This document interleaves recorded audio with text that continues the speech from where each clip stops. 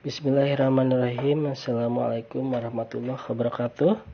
Alhamdulillah hari ini kita bertemu kembali di pertemuan ketiga. Nah, untuk hari ini kita akan membahas mengenai proses, ya. Nah, jadi sistem operasi dapat dikatakan adalah perangkat lunak yang sangat kompleks. Hal ini yang ditangani oleh sistem operasi bukan hanya satu atau dua saja, melainkan banyak hal ya, dari menangani perangkat keras, perangkat lunak, atau program yang berjalan. Nah, jadi selain itu dia bisa sampai menangani pengguna gitu ya. Jadi semua ditangani oleh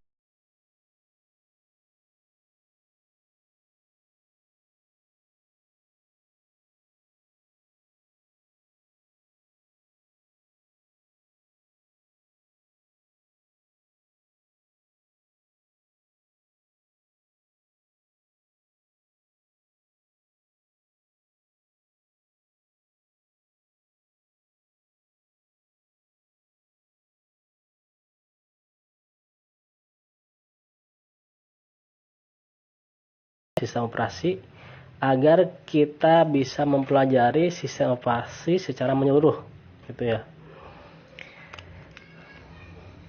Nah, contohnya sebelumnya hanya sedikit gambaran ya bagi komponen-komponen sistem operasi saling berkaitan satu sama lain. Jadi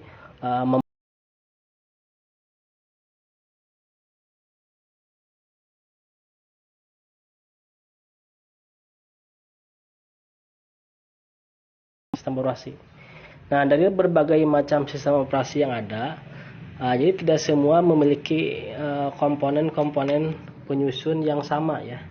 Ya, pada umumnya sebuah sistem operasi modern akan terdiri dari komponen sebagai berikut ya. Komponen diantaranya yang pertama ada modul manajemen proses, kemudian modul manajemen memori, modul manajemen input output ya, modul manajemen sistem berkas, kemudian ada modul manajemen penyimpanan sekunder, kemudian modul manajemen sistem proteksi, dan modul jaringan, kemudian ada common interpreter system.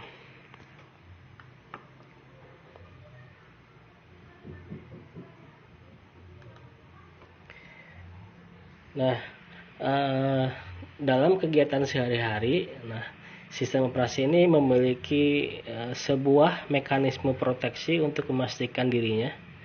Nah, semua program yang berjalan dan data-data pengguna berjalan dengan baik.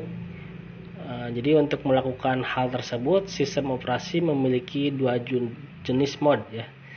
Ada operasi yang saling terpisah. Kemudian di operasi tersebut yaitu ada user mode, eksekusi program kemudian dikendalikan oleh pengguna. Nah, dari kernel mode, eksekusi program dikendalikan oleh sistem operasi. Jadi dinamakan dual mode operation. Nah, untuk definisi proses, nah di sini proses itu adalah program yang sedang berjalan ya, yang sedang dieksekusi, termasuk di dalamnya ada nilai-nilai dalam program counter, register, dan variabel-variabel yang ada.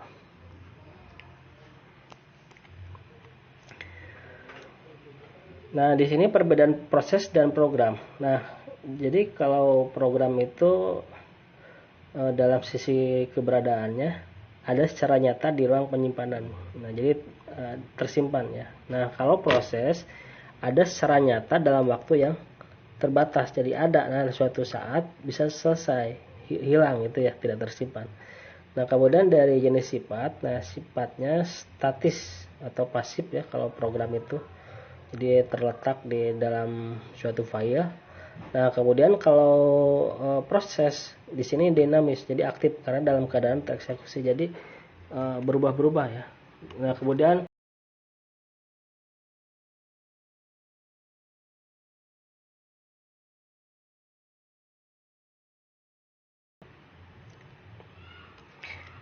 kemudian untuk hubungan proses dan OS. Nah, di sini OS menjadwal ya dan mengirim proses untuk dieksekusi oleh prosesor. Nah, Kemudian OS itu mengalokasikan sumber daya untuk diproses gitu ya. Nah, kemudian ada istilah dalam proses di sini ada multiprogramming. Nah, di sini manajemen banyak proses pada satu prosesor. Nah, jadi bisa mengerjakan lebih dari satu proses gitu ya. Jadi bisa menjalankan banyak ya. Jadi banyak dijalankan bersamaan. Jadi tiap proses mendapatkan bagian memori dan terkendali. Yang pertama gini. Nah, sekarang kita misalkan lagi menonton video YouTube umpamanya. Nah, bisa juga membuka Google Form. Nah, kemudian bisa juga membuka Microsoft Word. Nah, itu jadi multiprogramming. Nah, kemudian ada multiprocessing. Nah, di sini manajemen banyak proses di komputer.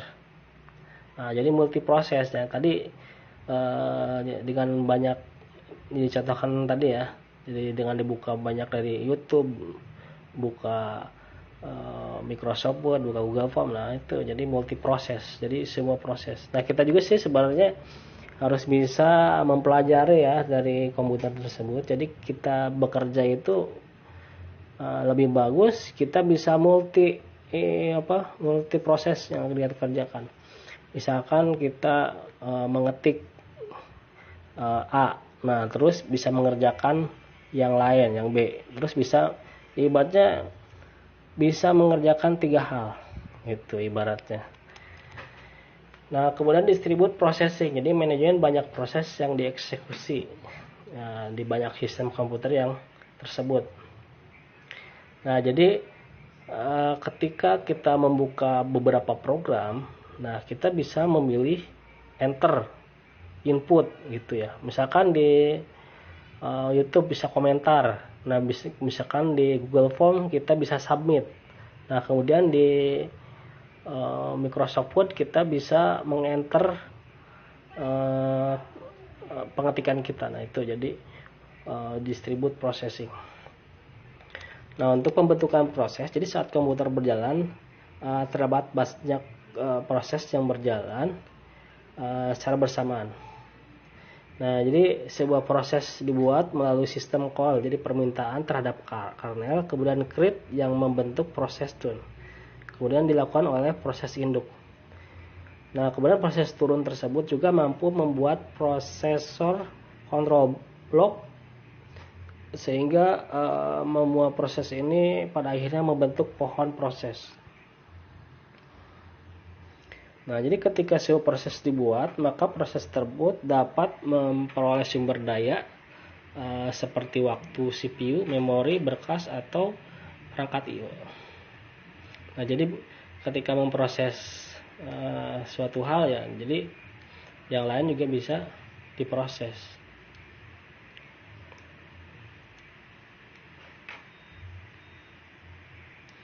Nah, kemudian penghancuran proses. Nah, ini penghancuran proses itu atau terminasi. Di terminasi itu ketika proses telah selesai mengeksekusi perintah terakhir menggunakan sistem call atau exit. Nah, memang seharusnya dalam sistem itu harus ada akhirnya ya. Ada exit, ada penyelesaian. Ini kayak di program mungkin kalau kamu sebelumnya sudah mempelajari sebuah algoritma. Nah, dalam algoritma itu kan wajib adanya end ya, adanya akhir. Nah, jadi sebuah proses itu harus berakhir, tidak boleh looping terus gitu ya.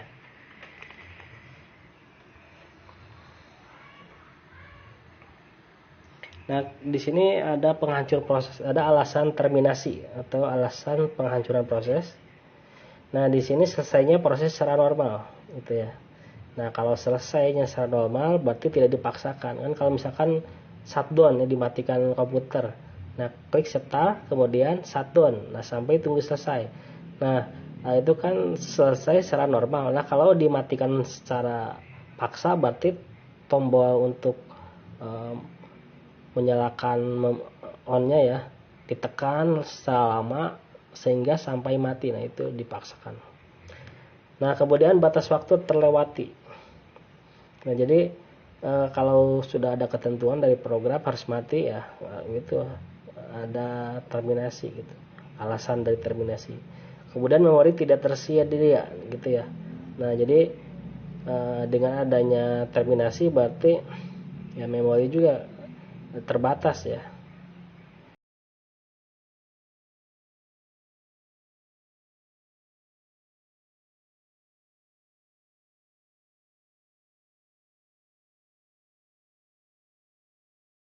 Ya, kesalahan dalam penghitungan gitu, dia alasan untuk terminasi. Nah kemudian kesalahan masuk dan keluar atau instruksi yang salah, kemudian kesalahan penggunaan data, investasi OS atau operator, kemudian proses induk selesai, kemudian proses induk untuk terminasi, proses anak gitu ya. Nah di sini status proses ini misalnya dari awal, kemudian ready, kemudian block, running, dan terminate gitu ya. Jadi prosesnya dari mulai start ya, exit, yanyu ya kalau di sini. Nah kalau running itu berarti pemrosesan sedang mengeksekusi instruksi proses tersebut. Nah kalau ready jadi proses sedang siap. Nah kalau block itu berarti proses menunggu event.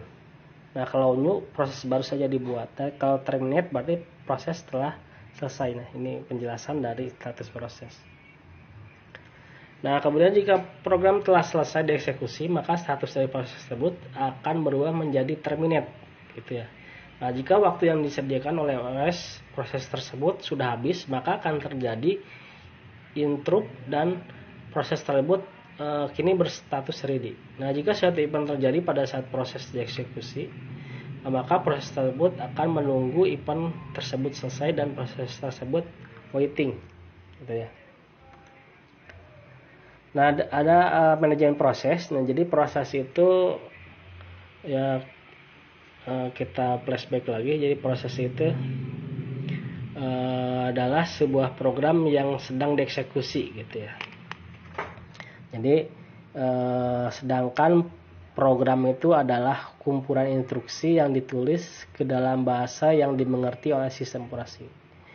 Nah, sebuah proses ini membutuhkan sejumlah sumber daya untuk menyelesaikan tugas gitu ya. Sumber daya tersebut dapat berupa CPU time, alamat memori, berkas-berkas, dan perangkat-perangkat gitu ya. Nah untuk sistem operasi jadi ini mengalokasikan sumber daya yang tersebut saat proses itu diciptakan, sedangkan di proses jalan. Jadi ketika proses tersebut berhenti dijalankan, sistem operasi akan mengambil kembali semua sumber daya agar bisa digunakan kembali oleh proses lainnya.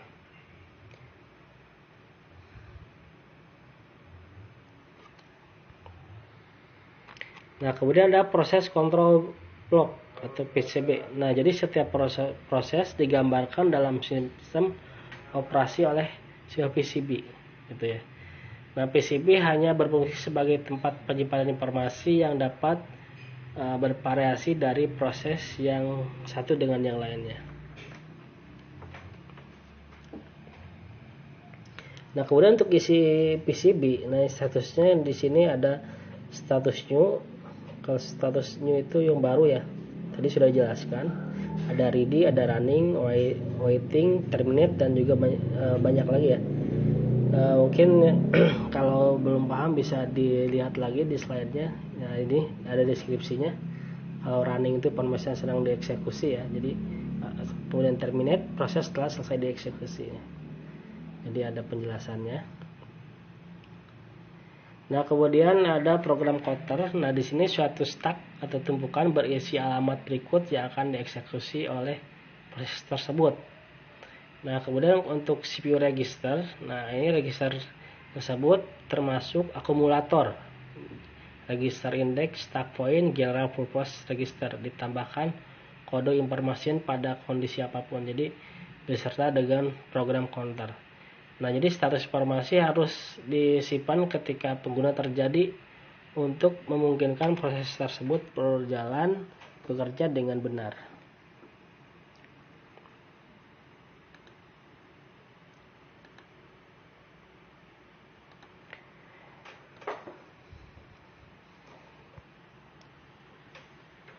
Nah, proses control block di sini informasi penjadwalan CPU.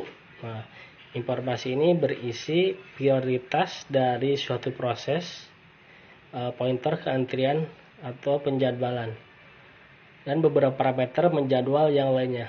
Nah, kemudian informasi manajemen memori. Nah, informasi ini dapat termasuk suatu informasi sebagai nilai dari dasar dan batas register. Kemudian tabel halaman atau tabel segmen tergantung pada sistem memori yang digunakan oleh sistem.